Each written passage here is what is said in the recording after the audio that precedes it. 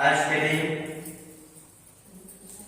प्रभु के विश्राम दिन में आप सबको जय मसीह की और परमेश्वर पिता आप सबों को बहुत ऐसे आशीष दे कि आज के दिन फिर से प्रभु ने हम सबको एकाग्र किया कि हम परमेश्वर के वचन के भूखे और प्यासे बनकर उसके करीब आने का आज अवसर हम सबों के लिए प्रभु ने तैयार किया।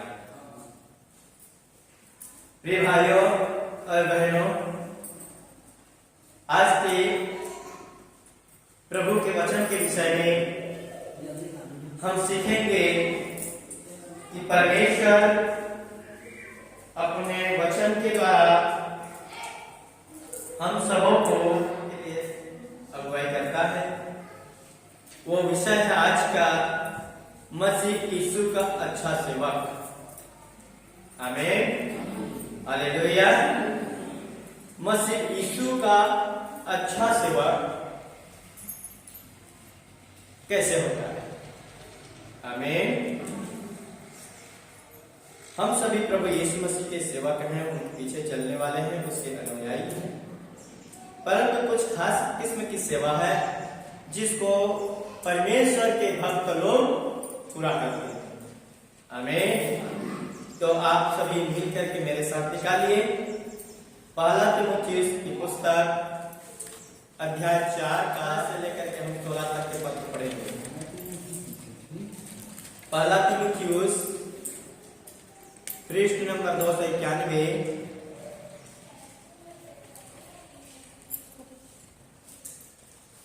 नया नियम पृष्ठ नंबर 291।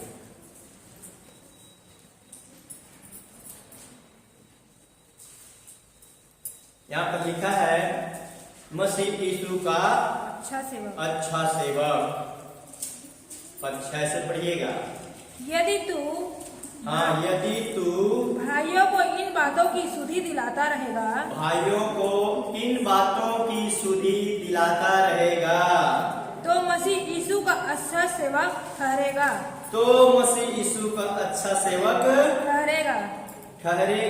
किन बातों की सुधि दिलाता रहेगा? आगे बोला है और विश्वास और उस अच्छे उपदेश की बातों से। विश्वास और दूसरी बात है उस अच्छे उपदेश की बातों से जो तू मानता आया है वो बात कौन है? बाइबल का वचन। तेरा पालन पोषण होता रहे। और इसी वचन के द्वारा प्रभु कहता है इसी वचन के द्वारा तेरा पालन पोषण होता रहेगा। इस वचन के द्वारा ही हम पलित और पोषित होते हैं। इस वचन के द्वारा ही हम तंदुरुस्त रहते हैं। इस वचन के द्वारा हम आशीषित रहते हैं। आमीन। जिसको प्रभु ने कहा कि तू ऐसा सेवक हो मेरे नाम का जो तू मेरे वचन के द्वारा अपने लोगों को खराई से मेरे वचन के द्वारा उन्हें सिखाया कर कि विश्वास और उस अच्छे उपदेश के द्वारा, अच्छी शिक्षा के द्वारा लोग आशीष को पाए, लोग जीवन को पाए, लोग आत्मा की बात। आमीन, हालेलुया। और आगे के पद क्या लिखा? पर अशुद्ध और यहाँ पर कुछ बातों को बता रहा है प्रभु, कुछ अशुद्ध बातों को और बुढ़ियों की सी कहानियों से अलग रह। कथा कहानियों में दिन न गुजार, है ना। अशुद्ध बातों की ओर तेरा ध्यान न जाए। ऐसे उपदेश जो मसीह यीशु ने इस कलाम के द्वारा सारी दुनिया को दे रखी है, इसी उपदेश को एक सेवक को सुनाते रहना है जो कि परमेश्वर के अधीन रहना सिखाता है। आमीन, हालेलुया। परमेश्वर के प्रेम की बातें सिखाता है। कथा कहानी और मनगढ़ंत कहानी नहीं है, ये वास्तव में जीवनदायक वचन है मेरे प्रियो। इस वचन के द्वारा हम सब जीवन को प्राप्त करते हैं। हम सब अनंत जीवन को प्राप्त करने के लिए इस खुदावन के साथ सम्मुख आते हैं। आगे और भक्ति की साधना कर, क्या कहा? और भक्ति की साधना कर। कथा कहानी में मत भूला, किसकी साधना करना? भक्ति की। भक्ति की। हम प्रभु के पास आते हैं तो मजाकिया तौर से नहीं आते, हुल्लड़ मचाने के तौर से नहीं आते, परंतु भक्ति की साधना के लिए हमारा जीवन है मसीह यीशु की संगति। कितने कितने भाई लोग मसीह की साधना करते, भक्ति की साधना करते तो करना पड़ेगा। आमीन, हालेलुया। ये केवल कहानी से भरा हुआ किताब नहीं है, परंतु जीवन से भरी हुई बातों की कहानी और किताब है जो जीवन की ओर ले जाता है। आमीन, हालेलुया। जैसे कि आप लोगों ने अपने बाप दादा बुढ़िया दादी से किस्सा और कहानी रात में सोते वक्त सुना करते थे, वो कथा कहानी नहीं है, और उस कथा कहानी में नहीं भूलना, क्योंकि वो शुद्ध बातें। आमीन। इस बनावटी कथा कहानी में हमको नहीं भूलना है, परंतु रियल जो वास्तविक जो सत्य है, वो सत्य के वचन के द्वारा हम जीवन पाए। आमीन। ऐसे शिक्षा को एक सेवक को सिखाते रहने की हिदायत खुदावंद ने अपने सेवक को दे रखा है। आमीन, हालेलुया, प्रेज़ द लॉर्ड। आगे का वचन पढ़िएगा। क्योंकि देह की साधना से कम लाभ होता है। लोग दो प्रकार की साधना करते हैं, एक तो देह की साधना और दूसरा आत्मा की साधना। आमीन। अब कि हम जो आते हैं प्रभु के करीब, तो वो देह की साधना है या आत्मा की? आत्मा। हालेलुया। हम जो है देह की साधना को त्याग दिए, परंतु आत्मा की साधना के अधीन चलते हैं। यही शिक्षा प्रभु ने कहा कि मेरे सेवक ऐसे शिक्षा को सिखाते रहे जो मेरे नाम से उचित है, और उसको खराई रूप से मेरा सेवक जो मसीह यीशु का सेवक कहलाता है, ऐसे ही शिक्षा मेरे लोगों को दिया गया। आमीन, हालेलुया। आगे के पद। पर भक्ति सब बातों के लिए लाभदायक है। पर भक्ति जो है सब बातों के लिए सब बातों के लिए लाभदायक है। आप किस बात में लाभ खोजना चाहते हैं, भक्ति उसी बात में आपको लाभ दिलाएगा। हालेलुया। चाहे आप पारिवारिक लाभ चाहते हो, पारिवारिक उन्नति चाहते हो, आर्थिक उन्नति चाहते हो, सब बातों में परमेश्वर का वचन आपको लाभकारी है, परंतु आप उसको व्यर्थ में इस्तेमाल ना करें, उसको सही जगह पर इस्तेमाल करें, सही बातों के लिए इस्तेमाल करें, तो परमेश्वर का वचन लाभदायक है। परमेश्वर का वचन किसी को हानिकारक नहीं रखता, किसी को गर्त में नहीं ढकेलता, परंतु गर्त में रहने वाले को निकालता है। आमीन, हालेलुया। हाँ, आगे का पद। क्योंकि इस समय के और आने वाले जीवन को भी प्रतिज्ञा इसी के लिए है। क्योंकि इस समय के और आने वाले समय के लिए की प्रतिज्ञा इसी के लिए है। किसके लिए? जीवन के लिए, शिक्षा के लिए। लिखा है आने वाले जीवन की प्रतिज्ञा का यह वचन है, आने वाले हमारे भविष्य के लिए लाभदायक होने के लिए परमेश्वर का वचन हमारे लिए लाभदायक है। हालेलुया। सो मेरे भाइयों और मेरे बहनों, हम इस प्रतिज्ञा के वचनों को समझें और उसके अनुसार अपना काम करें, ताकि परमेश्वर हमारे लिए अपना अद्भुत और आश्चर्य कर्म प्रकट करे। 9 पर। यह बात सच और हर प्रकार से मानने के योग्य है। यह बात सच अर्थात कलाम में लिखी गई बातें, जो शिक्षा बतलाई गई है, इनमें से हर एक बातें हमको मानने योग्य है, सभी बातें सत्य है, इसमें झूठ नहीं मिलेंगे आपको। लिखा है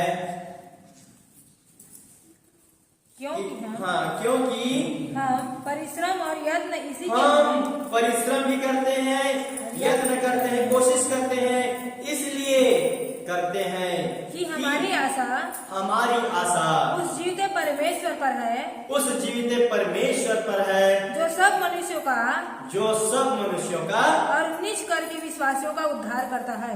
सब मनुष्यों का और नीच करके, खास करके नीच करके विश्वासियों का उद्धार करता है। हालेलुया।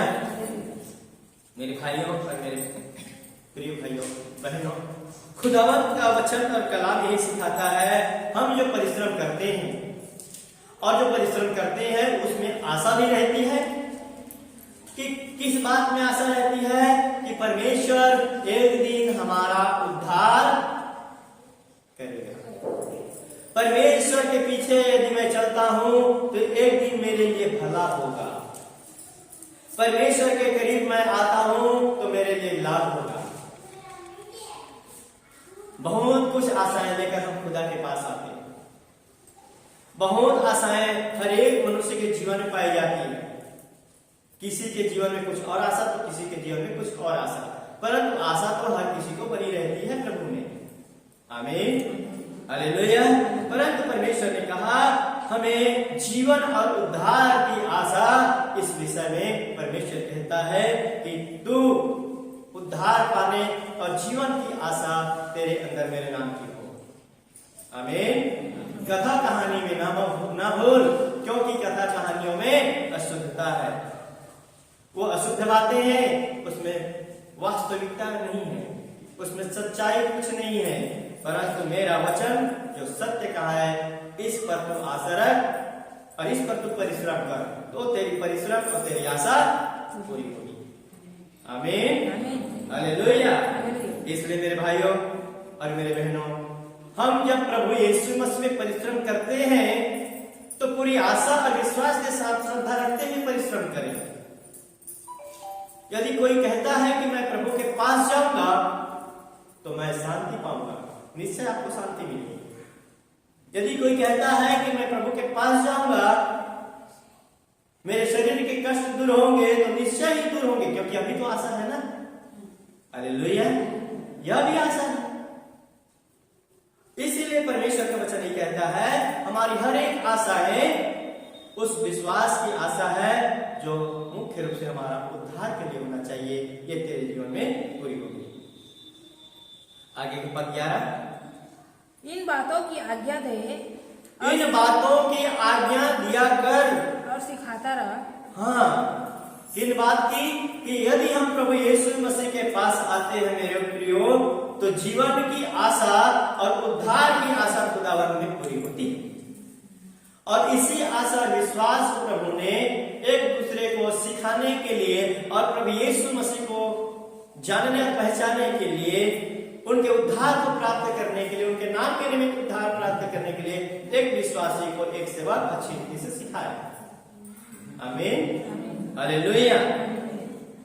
हाँ, आगे, कोई तेरी जवानी को यस तुच्छ ना समझ और अच्छी बातों को सिखा रहा है। नीचे लाइन में पद 12 में, और तेरी जवानी को तुच्छ ना समझने पाए, कोई तुच्छ ना समझे कि उस जवानी की स्थिति को भी तू व्यर्थ में ना गवा। यदि हम व्यर्थ में गवाते हैं तो हमारी दशा तुच्छ जानी जाएगी, हमारा जीवन व्यर्थ में आएगा और ऐसा प्रभु को नहीं भाता।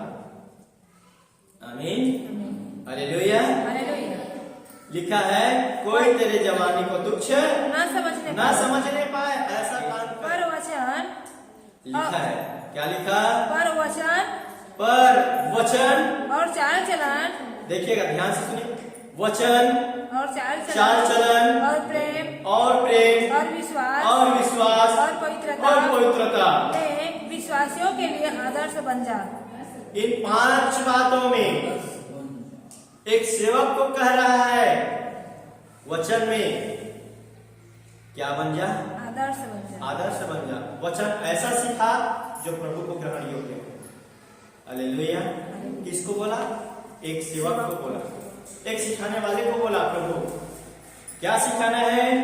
वचन को खराई से सिखाना है और चाल चलन की शिक्षा बाइबल जैसे सिखाती वैसे सिखाते रहना है। प्रेम और प्रेम की परिभाषा जो प्रभु ने प्रेम बताया, उस प्रेम को सर्वदा सिखाते रहना है। और विश्वास के बातों को जो पवित्रता के साथ हमारे जीवन में काम करते हैं। हम सेवक विश्वासी लोगों को सर्वदा सिखाते रहे। आमीन। सिखाने में कोई कंजूसाई नहीं और कोई डर नहीं। हालेलुया। सिखाने में कोई झिझक नहीं, सिखाने में कोई डर नहीं, सिखाने में कोई भय नहीं। ऐसा होता है ना, यदि हम अधूरा सिखाएं तो सिखाने वाले का पहला दोष। हालेलुया। यदि सिखाने वाला कमजोरी रूप से सिखाए और अच्छी अच्छी बातों को ना सिखाए और जो जीवन योग्य बातों को ना सिखाए, जो उद्धार योग्य बातों को ना सिखाए, सिखाने वाला का पहला दोष। हालेलुया। खरी शिक्षा को ना सिखाए, जीवन में लाभदायक बातों को ना सिखाए तो सिखाने वाला का पहला दोष। हालेलुया। सुनने वाले का बाद में। आमीन। सुनने वाले का बाद में, सिखाने वाले का पहला दोष। इसलिए मेरे भाई और मेरे बहनों, सिखाने वाले सेवक के लिए बहुत अच्छी बातें प्रभु ने यहां पर लिख रखा है, जो कहता है कि वचन के साथ खिलवाड़ नहीं। समझ रहे हैं ना? वचन के साथ सिखाने वाले को खिलवाड़ नहीं करना है। और दूसरी बात क्या कहा है? चाल चलन में भी खराई से तू भी पेश आ और लोग दूसरे को भी सिखा। तीसरी बात क्या लिखा? प्रेम। जैसे मैंने कलाम में प्रेम करना सिखाया, वैसा भी तू प्रेम करने का संदेश, प्रेम रखने का संदेश संसार के समस्त कलीसियाओं को सिखाते रहा। और विश्वास की आत्मा और पवित्रता की बातें, इनमें से किसी बात में खोट नहीं होना चाहिए, किसी बात में कमी नहीं होना चाहिए। परमेश्वर ऐसे सेवक को सिखाने के लिए शिक्षा देता है। हालेलुया। यह नहीं कि आज मैं इन वचनों को सिखाऊंगा तो लोग भटक जाएंगे, नहीं। मैं ऐसे शिक्षा को आज प्रचार करूंगा तो लोगों का विश्वास टूट जाएगा, नहीं। बाइबल का हर एक वचन सत्य है और सत्य का वचन लोगों को खराई से सिखाते रहना है, जिसे कि हम परमेश्वर के सच्चे वचन के द्वारा बहुत ऐसे जीवन को प्राप्त कर। मेरे बहनों, इस तरह से परमेश्वर वचन में कहता है कि इन 5 बातों के द्वारा परमेश्वर उस अच्छी और खरी शिक्षा को एक सेवक को सिखाने के लिए हिदायत देता है। इसलिए सभी बातों को सीखना और मानना और जानना जरूरी है। आगे का पद 13 पढ़िएगा। जब तक मैं ना आऊं, और जब तक मैं ना आऊं, तब तक पढ़ने और हाँ, जब तक प्रभु यीशु मसीह इस धरती पर ना आ जाए, तब तक पढ़ने और क्या पढ़ना? उपदेश देने, वचन पढ़ने। क्या पढ़ना? वचन पढ़ना और वचन पढ़ करके वचन का उपदेश करना और सिखाने में लवलीन रह। और सिखाने में लवलीन रहे। मेरे भाइयों और मेरे बहनों, हर बात को गंभीरता से सिखाएं एक सिखाने वाला का कर्तव्य होता है। उसमें किसी प्रकार की कोताही बरती जाए, वह उसका पाप गिना जाता है। हालेलुया। सिखाने वाले का पाप गिना जाता है। आप बताओ कि सिखाने वाला पाप करता है कि नहीं करता? सिखाने वाला भी तो पाप कर जाता है यदि इसको खराई से ना सिखाए तो। हालेलुया। मेरे भाइयों और मेरे बहनों, इस प्रकार से परमेश्वर ने अपने वचन में लिखा कि तू भी इस शिक्षा के लिए आदर्श बन। एक सेवक को भी आदर्श प्रस्तुत करना अनिवार्य होता है। और लिखा है उपदेश देने और सिखाने में क्या रहे? लवलीन रहे। लवलीन मतलब लगन से, मन से नहीं, झुंझला करके नहीं, थक करके नहीं, परंतु आनंद के साथ लवलीन होकर मेरे बताए गए तमाम बातों को अपने लोगों को सिखाया कर। हालेलुया। सो मेरे भाई और मेरे बहनों, इस प्रकार वचन हमें सिखाता है कि हम आनंद का सुसमाचार, उद्धार का सुसमाचार तमाम दुनिया के लोगों को, भक्तों को वचन के द्वारा सिखाता रहे। पद 14, उस वरदान के प्रति और उस वरदान के प्रति जो तुझ में है। एक व्यक्ति को जो वरदान मिलता है, चाहे वह वरदान किसी भी प्रकार का क्यों न हो, उस वरदान के लिए और उस वरदान के द्वारा और भविष्यवाणी के द्वारा प्राचीनों के हाथ रखते रखते समय प्राचीनों के हाथ रखते समय जो तुझे मिला था। हालेलुया।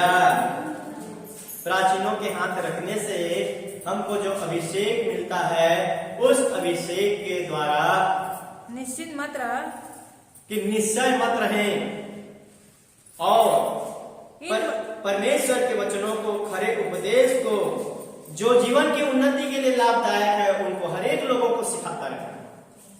आमीन, हालेलुया, प्रेज द लॉर्ड। निश्चित न रहे मतलब उनमें कोताही किसी प्रकार की न बरते। लो ना कल सिखा देंगे या फिर समय मिले तो सिखा देंगे, नहीं। जब जब समय मिला तब तक अच्छी और खरी शिक्षा और खरी बातों को लोगों तक सिखाते रहना है। प्रभु ने वचन में यही लिखा, प्रभु ने कलाम में यही सिखाया। आमीन, हालेलुया। पद 15 पढ़िएगा। इन बातों को सोचते रह और इन्हीं में अपना ध्यान लगाए रह ताकि तेरी उन्नति सब पर प्रकट हो। आमीन। अब बताइएगा, एक सेवक के लिए प्रभु ने कहा, मैंने जितनी बातें तुमको सिखाया, जितनी बातें मैंने तुम तक पहुंचाई, उन तमाम बातों को खराई से सिखाता रहा, ताकि उन सिखाई गई बातों से, तेरे जीवन से दूसरे लोग क्या हो, सीखे, उन्नति पाए, ताकि तेरी उन्नति दूसरों के उन्नति का कारण हो। हालेलुया। ये एक सच्चा सेवक का काम होता है। मैं ही उन्नति में ना रहूं तो दूसरों को उन्नति कैसे दिला सकता हूं, बताइएगा। सोचने वाली बात है। यदि एक सेवक ही आत्मिक उन्नति में नहीं है तो दूसरों को आत्मिक उन्नति कैसे दिलाएगा? इसलिए चौकस और सावधान रहना है कि एक सेवक के लिए गंभीर बात है कि वो किसी भी मामले पर कोताही नहीं बरत सकता। किसी भी मामले पर, किसी भी विषय पर, किसी भी वचन पर वह लूज नहीं हो सकता, वह ढीलापन नहीं हो सकता, क्योंकि हमारी उन्नति दूसरों को उन्नति दिलाता है। एक सपोज उदाहरण, जब एक व्यक्ति, हम अपने समाज में देखते हैं, हम अपने आस पड़ोस में देखते हैं, इनके पास धन कैसे आ गया? अरे क्या कहते हैं, इनके पास धन कैसे आया? नजर आता है कि नहीं आता? उनके घर को देखकर, उनके चकाचौंध को देखकर, उनके सजावट को देखकर सोचने लगता है कि इनके पास ऐसा कैसे है।